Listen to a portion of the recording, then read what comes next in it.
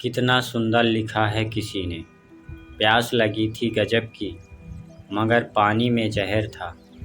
पीते तो मर जाते और ना पीते तो भी मर जाते। बस यही दो मसले ज़िंदगी भर ना हल हुए। ना नींद पूरी हुई ना ख्वाब मुकम्मल हुए। वक्त ने कहा काश थोड़ा और सब्र होता। सब्र ने कहा काश थोड़ा और वक्त होता। शिकायतें तो बहुत हैं तुझसे ए ज़िंदगी, पर चुप इसलिए हूँ कि जो दिया तूने वो भी बहुतों को नसीब नहीं होता। स्वभाव रखना है तो उस दीपक की तरह रखिए, जो बादशाह के महल में भी उतनी रोशनी देता है जितनी कि किसी गरीब की झोपड़ी में। मन की आँखों से प्रभु का दीदार करो। 2 पल का है अंधेरा, बस सुबह का इंतज़ार करो। क्या रखा है आपस के बैर में, छोटी सी है ज़िंदगी, बस हर किसी से प्यार करो। जीवन में यदि खुश रहना है तो अधिक ध्यान उस चीज़ पर दें जो आपके पास है, उस पर नहीं जो दूसरों के पास है। समय और स्थिति कभी भी बदल सकती है, अतः कभी किसी और का अपमान न करें, ना ही किसी को तुच्छ समझें। आप शक्तिशाली हो सकते हैं, पर समय आपसे अधिक शक्तिशाली है। श्री कृष्ण कहते हैं भरोसा खुद पर रखो तो ताकत बन जाती है और दूसरे पर रखो तो कमजोरी बन जाती है।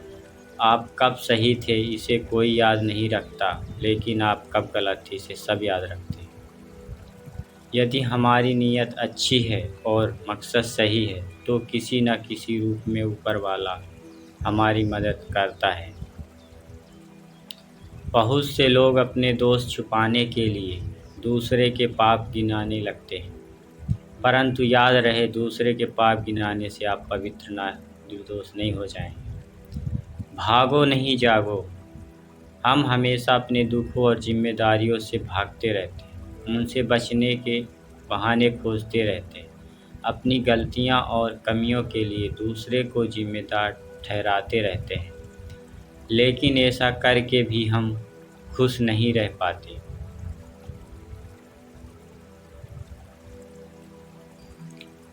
गुजरी हुई ज़िंदगी को कभी याद न कर, जो तकदीर में नहीं लिखा उसकी फरियाद न कर।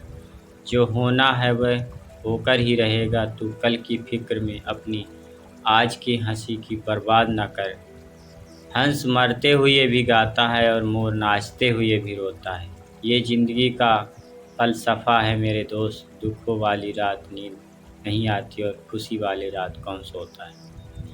पुराने गंदे वस्त्र उतार कर नए वस्त्र पहनाते समय एक छोटा बालक रोता है, किंतु माँ उसके रोने की परवाह किए बिना वह वस्त्र बदलती है, क्योंकि वह जानती है उसके बालक के लिए क्या उचित है। उसी प्रकार भगवान अपने भक्त के इच्छा की परवाह किए बिना उसे सफलता और निष्फलता देता, क्योंकि वह जानता है कि उसके भक्त के लिए क्या उचित है।